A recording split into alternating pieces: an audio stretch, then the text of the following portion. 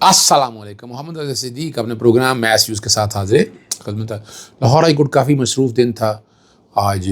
اسلام آباد میں جو سماعتیں چلتی رہی 9 مئی کے حوالے سے آج کیا ایک ایسی بات سامنے آئی ہے کہ وہ چیزوں کے کچھ راہ کا تعین کرتی ہوئی چیزیں نظر آتی ہیں.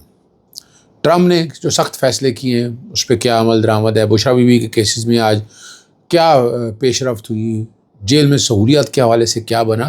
آج بہت مصروف دن ہے.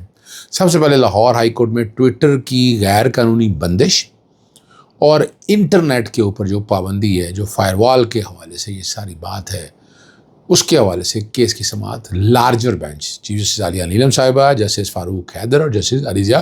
اور لاہور ہائی کورٹ آج پرانے فیصلے شاید بھول ہی گیا, بار بار ذکر کرتے رہے, ڈیٹیلیں مانگی اور وہ خود ہی چیف صاحب کہنے لگی آپ آرگومنٹ کی طرف جا رہے ہیں. میں نے کہا جی پہلے پچھلے آرڈر تو کمپلائی ہو نا, جو ڈیٹیلیں مانگی تھی, جو تفصیلات مانگی تھی وہ سامنے آنی چاہیے. نہ جوابات داخل کرتے ہیں, نہ اٹارنی جنرل کے ریٹن سبمیشنز ہیں, یعنی واقعی حکومت نے اپنا نقطہ نظر کوئی پیش نہیں کیا. عموماً ہم تو ایک حالات ایسے واقعات ہیں, ہم تو دیکھتے ہیں جب جواب آتا ہے پھر بحث آگے شروع ہوتی ہے. پی ٹی اے کے جواب کی بنیاد, پی ٹی اے ایک ریگولیٹر ہے, میں نے کہا یہ سارے ایک پیج کے اوپر ہے. اس پہ عدالت نے کہا کہ سارے ایک پیج پہ ہے, وہ آرگومنٹس نہیں میں آپ کے سامنے رکھنا چاہتا. دیکھیے واقعی حکومت کوئی غلط آرڈر دیا واقعی پی ٹی اے کو, پی ٹی اے نے وہ غلط آرڈر مانے, اور ریگولیٹر تو نہ ہوا, ریگولیٹر کیپچر کا پرنسپل سامنے آ چکا ہے.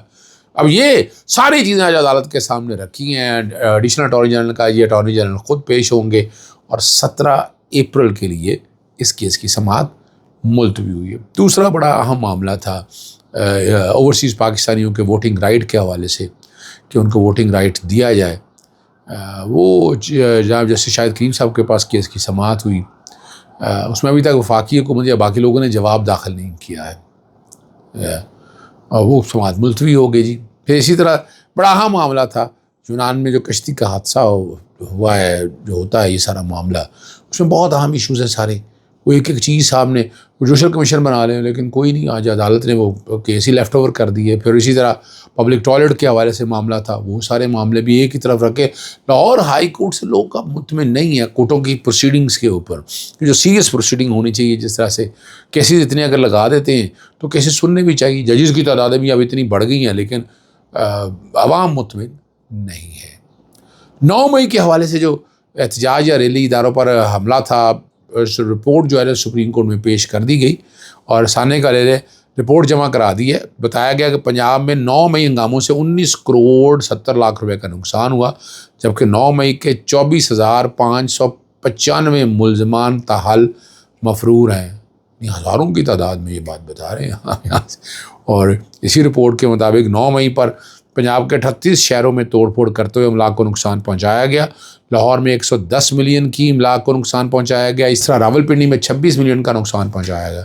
میاں والی میں وہ کہتے ہیں 50 ملین کا. پنجاب حکومت کے وکیل نے رپورٹ میں بتایا کہ 9 مئی ایک ادارے پر حملہ کیا ہے, صرف احتجاج یا ریلی نے بلکہ ادارے پر حملہ تھا. اور اس ساری 9 مئی کے پنجاب بھر کے 38 اضلاع میں 319 مقدمات درج کیے گئے اور ٹوٹل ملزمان کی تعداد 35,962 ہے اور 11,367 ملزمان گرفتار کیے گئے.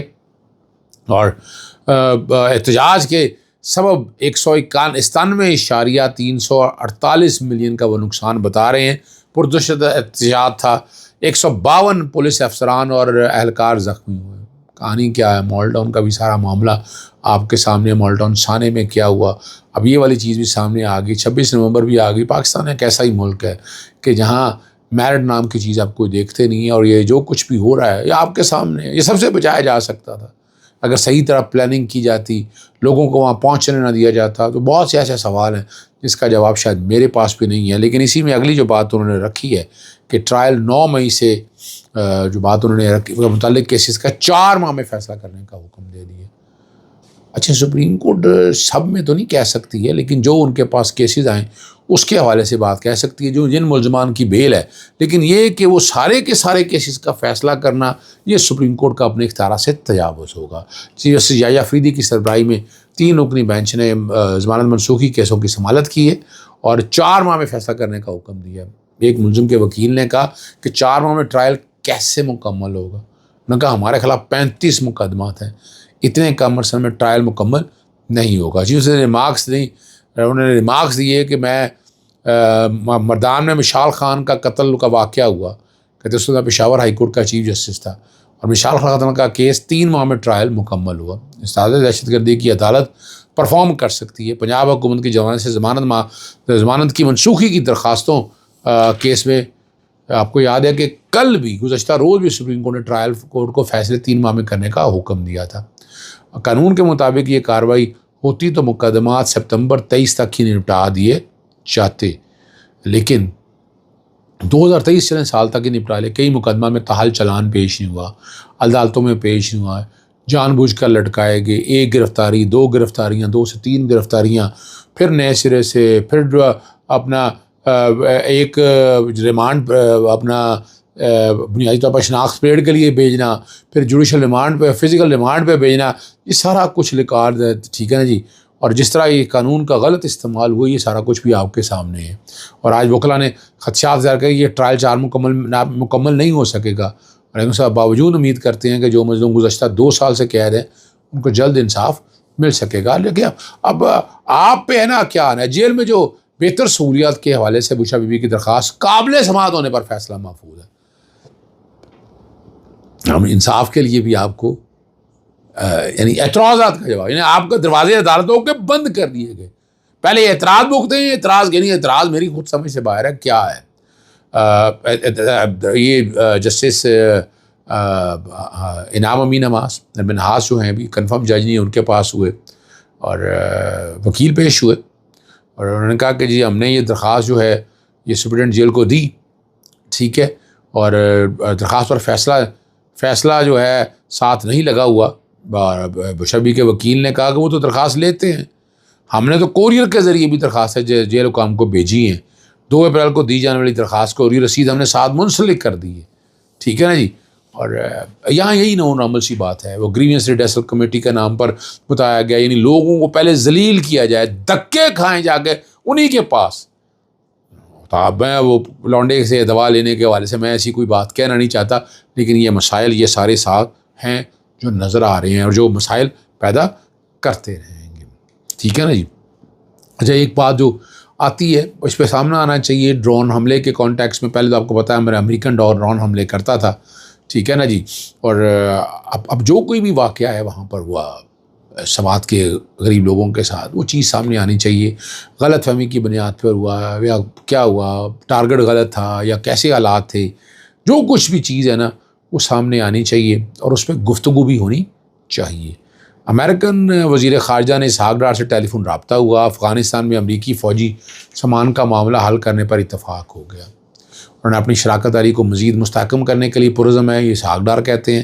نائب وزیر اعظم و وزیر خارجہ نے تعلقات میں سرمایہ کاری، انسداد دہشت گردی میں تعاون کی اہمیت پر زور دیا. امریکی وزیر خارجہ نے دہشت گردی کے خلاف جنگ میں پاکستان کی کوششوں کو سراہا اور انسداد دہشت گردی کے لیے مستقبل کے تعاون کے لیے امریکہ کی جانب سے دلچسپی کا اظہار بھی کیا گیا. یہ جو بات سامنے آئی ہے، دونوں رہنماؤں کے درمیان افغانستان کی صورتحال پر بات چیت ہوئی. امریکی وزیر خارجہ نے افغانستان میں امریکی ساز و سامان جو ہے کا مسئلہ حل کرنے کا جو ہے نا بڑی وضاحت کے ساتھ دیا.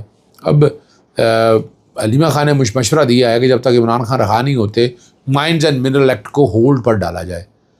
ان کا یہ مشورہ جو ہے معدنیات خیبر پختونخوا کا زیور ہے، اور یہ جو قدرتی وسائل ہیں وہاں یہ سیکورٹی کے زیادہ مسائل ہیں. تاریخی بات ہے کہ جب ایٹمی دھماکے کیے گئے تب بھی کئی معدنیات کے ذخائر واضح ہوئے تھے، اور ماضی میں ایک کان کی خبر چلی جب بعد میں حقیقت پتہ چلی کہ وہ پہلے ہی فروخت ہو چکی ہے، اور ہم شاید باہر کے لوگوں کو بیچ کے کھا رہے ہیں. چلیں کچھ نہیں ہے.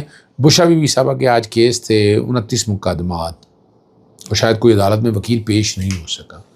راول پنڈی کی ادارہ دہشت گردی کی عدالت میں 26 نومبر کے 29 مقدمات پر سماعت ہوئی.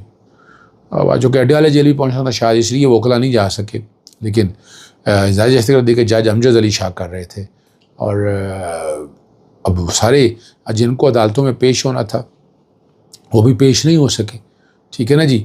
اس طرح باقی بھی جو سینئر لیڈرشپ ہے ان کے وکیل پیش نہیں ہو سکے. سلمان اکرم راجہ کے باہر وکلا جو ہے نا وہ پروسیکیوٹر کے ساتھ عدالت میں پیش ہوئے ہیں. دنیا کے 50 ممالک میں جو دنیا میں ہیڈ لائن بناتے ہیں، خبریں چلاتے ہیں، طاقتور ملک جنہیں ایکسپورٹ معیشت پالیسی میکنگ ہوتی ہے، جو دنیا پر سیاسی اثر رکھتی ہے، اس لسٹ میں 9ویں نمبر پر سعودیہ ہے، 12ویں نمبر پر انڈیا ہے، 16ویں نمبر پر ایران ہے، 30ویں نمبر پر ویتنام ہے، اور 47ویں نمبر پر جو ہے نا، جو 1971 میں بنگلہ دیش علیحدہ ہوا تھا، وہ بھی شامل ہے. اور پاکستان کا نام پہلے 50 ملکوں میں کسی جگہ نہیں شامل ہوتا. اس سے آپ اندازہ لگا لیں کہ پاکستان کی حیثیت کیا رہے گی. ہم نے پاکستان کو کہاں لا کر کھڑا کر دی. 12ویں نمبر پہ انڈیا ہے اور سعودیہ 9ویں نمبر پر ہے. آخر میں صرف یہی ہے کہ ٹرمپ کام کر گیا اور ملک بدری کی اجازت مل گئی ہے، سپریم کورٹ نے دے دی ہے. پاکستان میں سینکڑوں طلباء کے ویزے منسوخ ہو گئے ہیں. اور ٹھیک ہے نا جی، ٹرمپ کو ایلین دشمن ایکٹ کو فی الحال نافذ کرنے کی اجازت دے دی ہے. وائٹ ہاؤس کو ایک بہت بڑی کامیابی ملی ہے. امیگریشن کا کام کو ملک بدری کے لیے ہنگامی اختیارات پر انحصار کرنے کا موقع مل گیا.